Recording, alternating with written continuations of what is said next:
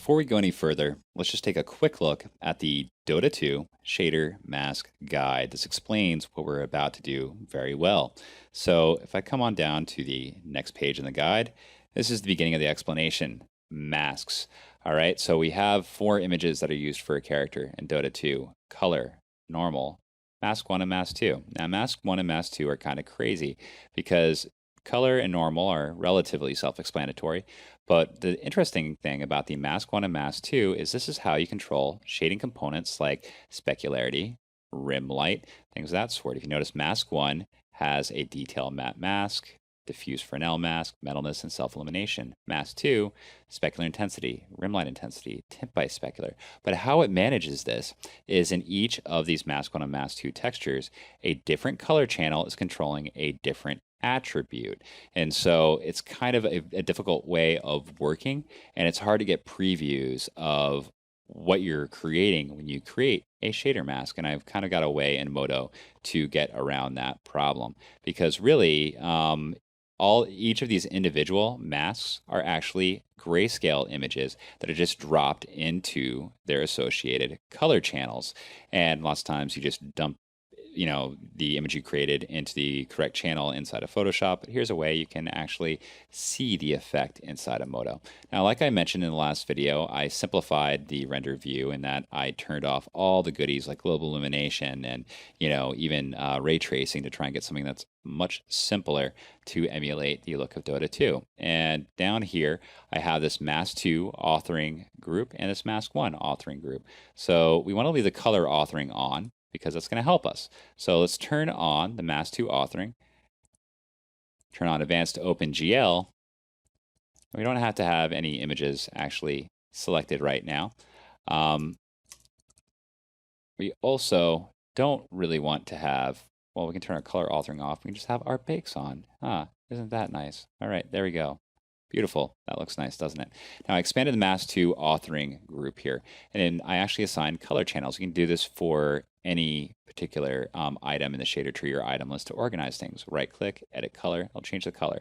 Makes things easier. Now, the reason why I did this is because I wanted to associate with, all right, I'm creating the red channel, specular intensity here. If I expand this group, you'll notice everything in here is associated with specular amount. Rim light. That's reflection Fresnel. That's how we refer to it inside of MODO. You can go through all these channels this way. Now, if I open up the preview renderer, I'll open up the material editor now, and you can see that the mask 2 authoring group is affecting the shading of our object. And if I turn off, like for instance, all the layers but specular intensity, you can toggle that off and on. You can kind of see the effect, but you really need to have the specular exponent down here, which is the roughness effect, to kind of really push that and make sure that you're capable of seeing it. Now, what's also cool about the preview render is you can take a look at an effect in the preview render. So here, effect is shading, right? But I can come to shading effects down here and take a look at, for instance, specular intensity. So come down to basic channels, and I'll click on specular amount, and there's my specular mask that I've created. So you can see that each material has a different specular amount based on the grayscale. And if I expand this group, the way I did this was with some of the maps that I baked out, like the ambient occlusion is a component of that. But beyond that, I also used all those different masks. So here in this group, I've got my R specular intensity group. Above it, I have another image that I baked down to combine all these images like I did with the color layer. And if I turn off all these different components, you can see that all I got is a completely black until I turn the constant on, white, layer. And as I turn each of these on, here is my blade mask. And I'll come down here and double click on that. That's what that looks like. And come back to the shader tree and turn on my pole mask. And again, I'll just for good measure, click on that. That's what that mask looks like. And I'm layering these up. If you notice the texture layers, that blend mode is set to screen.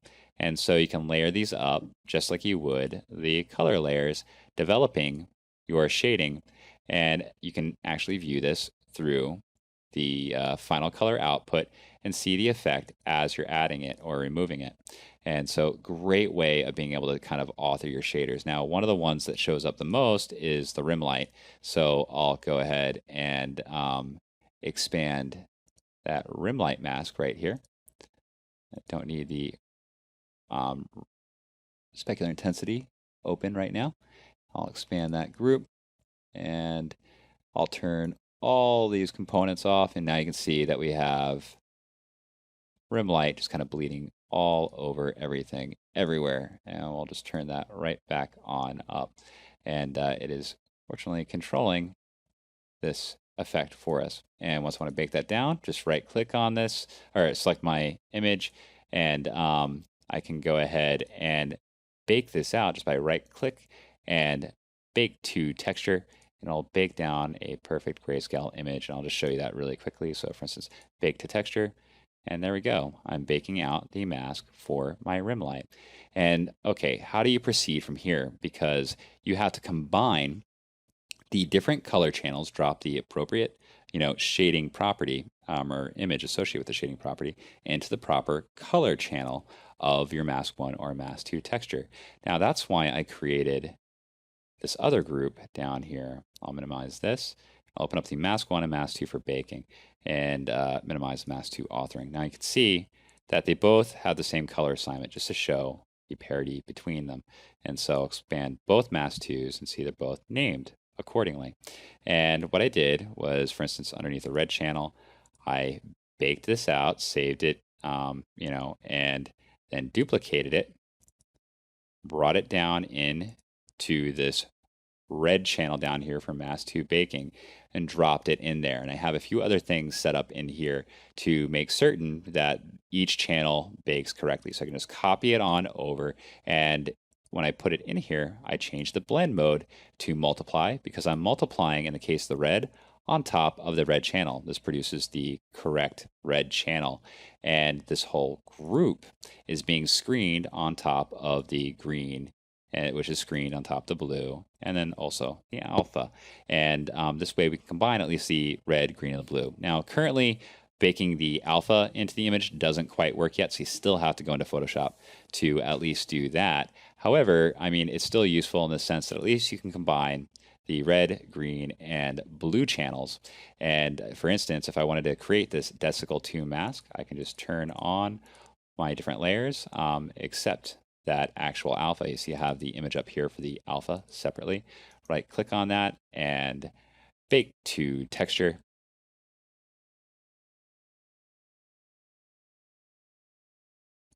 But nothing happens because I don't actually have this whole group activated. So make it visible. And we probably want to turn off our shading group. Now, see, it's a lot to manage here, and we're working on streamlining this, but it's something worth showing you just to kind of give you an idea what direction we're going. So I'll right-click on this and bake to texture, and now you can see it's combining the red, green, and the blue channels into one single image properly for Dota. And now I'll save that image out as a targa, go into Photoshop, do the same thing for the mask 2 alpha, and then drop this image in the alpha channel for this image, and then I'll have the correct mask 2 texture and do the same for mask 1. All right, so now that we've authored all these textures, we need to go ahead and move on and publish our item to Dota 2. We're pretty much ready. We've got a good idea from our previewer what our shaders are going to look like, and we can upload them and check them out. So at this point, you're going to want to take this object, and we're going to, in the beginning of the next video, we're going to create a whole new scene, bind it, and bring it into Dota 2 to actually take a look at it.